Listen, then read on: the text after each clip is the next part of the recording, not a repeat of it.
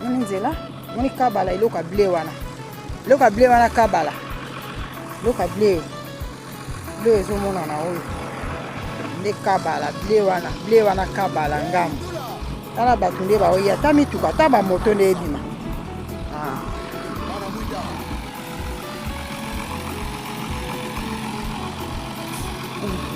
Na kokata en tout cas nazokata po charge na batela charge ani tuka nde ezoleka nango sans problème ya arrête nakata nakoma na ndako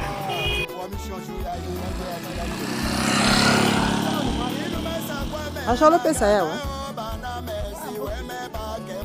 siko tolala koto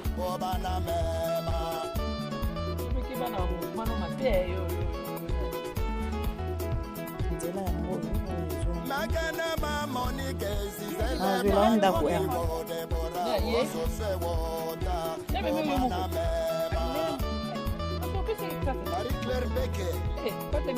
Inspecteur Kafunga.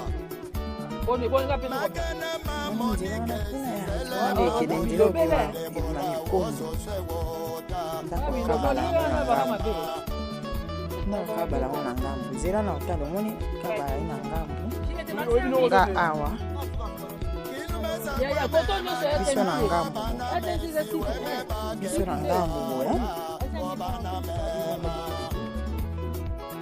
Pasteur Mabala, il s'agit à Sababana lancer moins d'accord.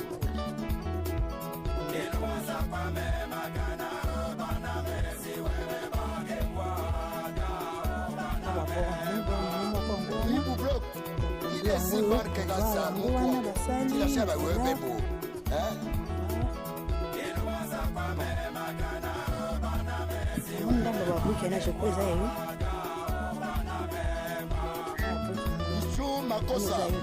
Les grands financiers, Jean Gounou, président des mantationnaires. Au revoir, Batata, au revoir, maman, au revoir, Badi, maman,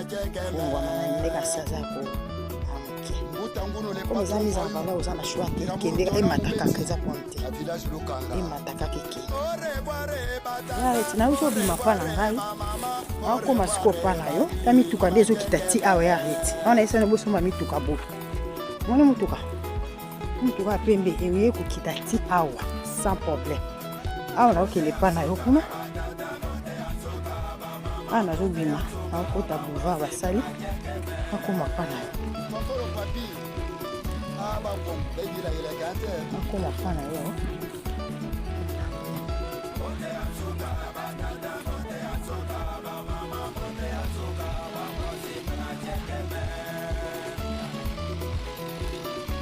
ake pana yo kuna nzeta mbila ta mutuka wana nde kititi awa bakati mpona bacharge ajekala bacharge nakomi pembeni comme ça de continuer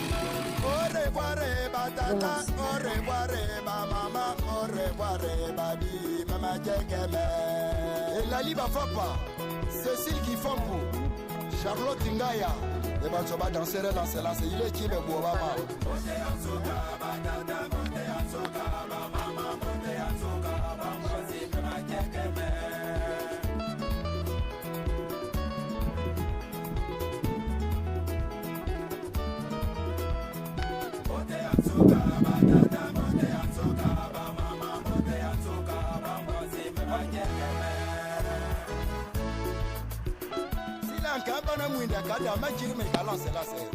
Aye awa mwana antena yo awa ndeka entre awa papa ti ozoloba nakoyoka yo te zela naza concentré nakoyoka yo te zela naza concentré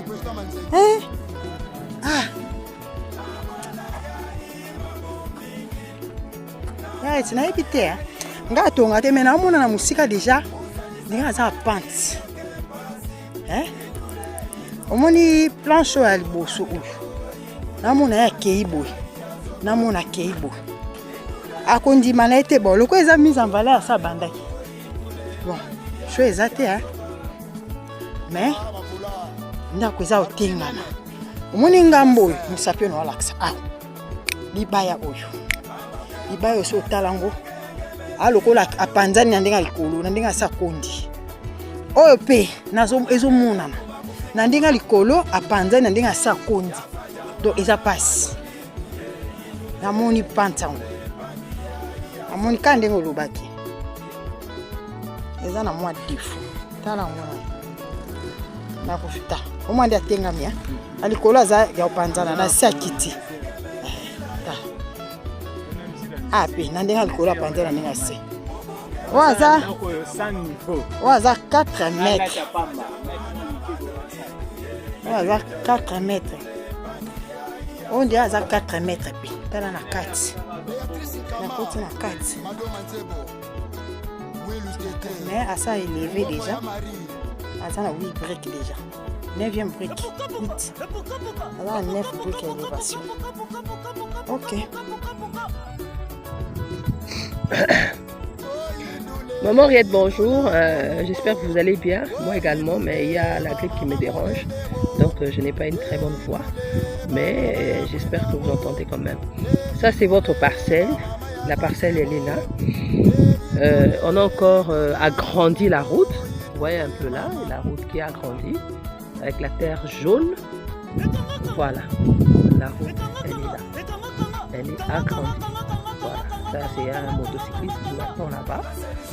Et de l'autre côté, les briques qui étaient là ne sont plus. Apparemment, c'est comme si elles ont été volées. Il n'y a pas de briques. J'ai remarqué qu'on a essayé un peu d'agrandir encore la route. Les briques, on avait laissé des briques ici, mais apparemment, il n'y en a plus. Donc, allez-y comprendre que les briques ont été volées. Alors, prière, s'il vous plaît, de chercher quelqu'un qui s'occupe de cette parcelle pour essayer un peu de jeter un coup d'œil de temps en temps pour surveiller la parcelle. Parce que les vols, pareil, c'est pas vraiment intéressant. La maison, elle est là. Elle est là. Derrière, là, apparemment, on a coupé les arbres. Oui, je vois, on a coupé les arbres. Les arbres aussi sont coupés. Là, on voit un palmier qui est là.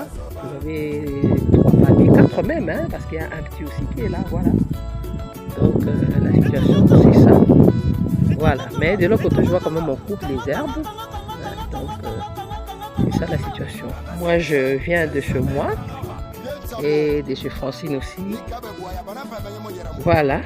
Je suis maintenant en cours de route pour monter à la moto pour ma direction de la maison. Voilà.